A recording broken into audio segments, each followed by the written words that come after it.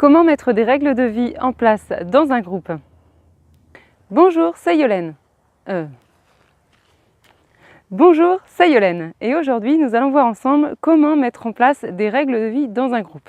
La première des choses qu'il faut avoir en tête pour mettre des règles de vie dans un groupe, c'est que il faut bien envisager que personne n'a le même bon sens. Donc, oubliez tout de suite l'idée de compter sur le bon sens de chacun. La deuxième chose qui est importante, c'est d'expliquer tout de suite et d'informer sur les règles qui ne sont pas négociables. Par exemple, si on est dans un camp avec des jeunes ici, vous voyez la clôture qui est là, forcément l'une des règles c'est de ne pas aller toucher la clôture, on ne va pas tergiverser là-dessus.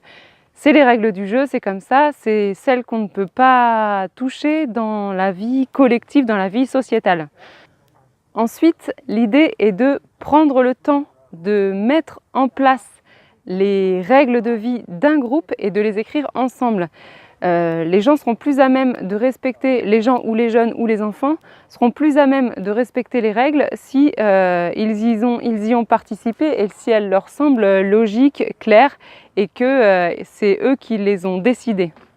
Et la dernière chose qui est vraiment très importante, c'est que une fois que les règles sont décidées dans le groupe, l'important c'est que ce qui vit autour du groupe, tout l'environnement, doit être informé des règles qu'il y a dans le groupe. Ce dernier conseil est très important parce que je me rappelle en fait quand j'avais fait un camp qui s'appelait le Raid Aventure à l'époque, c'était tous les jeunes d'accueil jeunes qui venaient en fait participer à un raid aventure. Sauf que forcément, au sein du grand camp Raid Aventure, il y avait chaque accueil jeune avec son propre animateur et son propre groupe, son propre collectif, sa propre équipe. Et donc chaque équipe avait un peu ses règles à lui.